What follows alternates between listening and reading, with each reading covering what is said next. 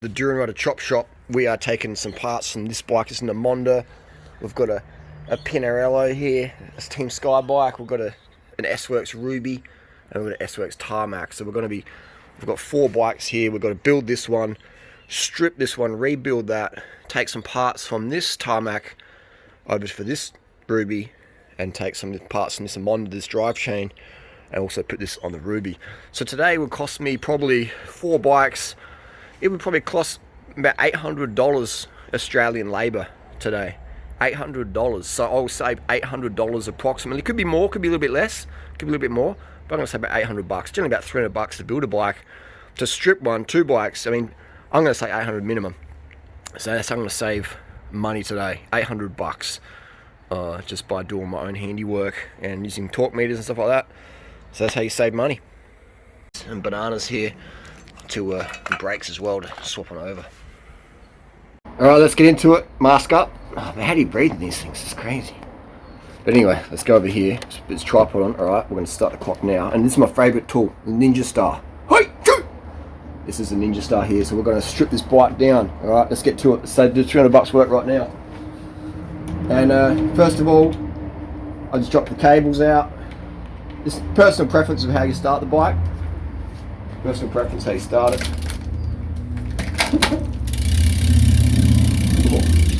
Don't use it. Don't break up your hands, people. And yeah, so this is going to be fantastic. Building this bike up for a vegan cyclist and selling it to them very cheap. Just parts I've got over the years. Boom. Brakes next. Actually, we don't even need to do that because we're just going to chop these bars right off. And then we're going to undo here. You can sort of see that. It's the one of the last couple of days of winter here in Adelaide, Australia. Last few days of winter. It's August 29th, I think, today. So yeah. There's a lot of good tutorials online on how to strip bikes, how to build bikes, etc. GCN have got great tutorials, park tools, things like that. So if you want to learn skills to pay the bills, you can do that. Got this bike just hanging up in the tree here. Got hang up in a tree. So that's the brakes almost. We've got a thing on there as well, a little caliper. Bam. Takes rack off. This rack made by Tailfin. Works really good. Works really good. Actually, these brakes will just be able to come out because it's external cables. So I won't even have to undo it.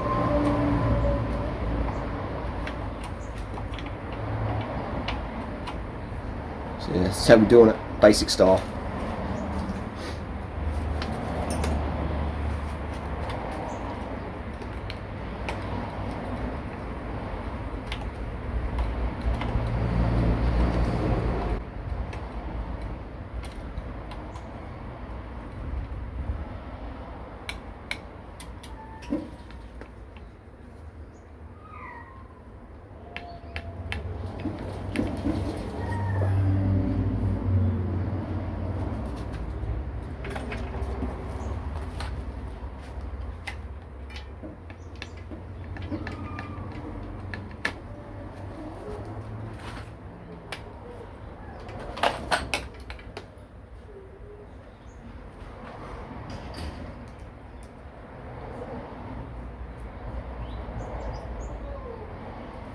Alright, brakes are off, wheels out, because we're putting different wheels on this bike.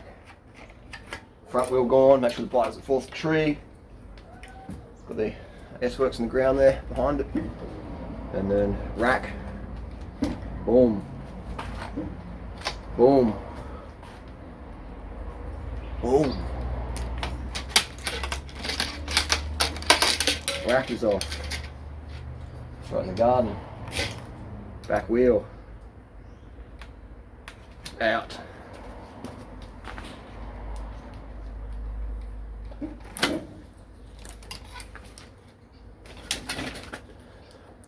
That's what I love about these easy to build, easy to strip bikes, you know. Derailleur, off chain, get a chain breaker, do a chain breaker around. Then tools there, bars out. Let's get bars. Pull my pants up.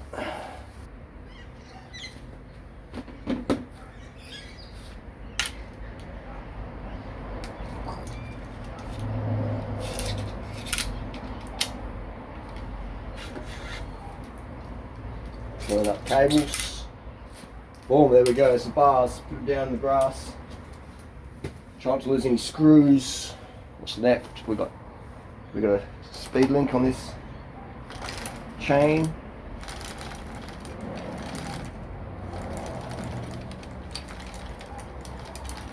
Maybe we do, maybe we don't. I've completely stripped the bike now. Fully stripped, taken off the rail. Actually, I'm going to put a 9-speed. I'm going to put a 9-speed group set on this bad boy. Got an almost brand new old Tigger 9-speed I'll put on it. So I'm going to drop this fork out just to re-grease the headset and also check for any ring of death. I'll show what I mean.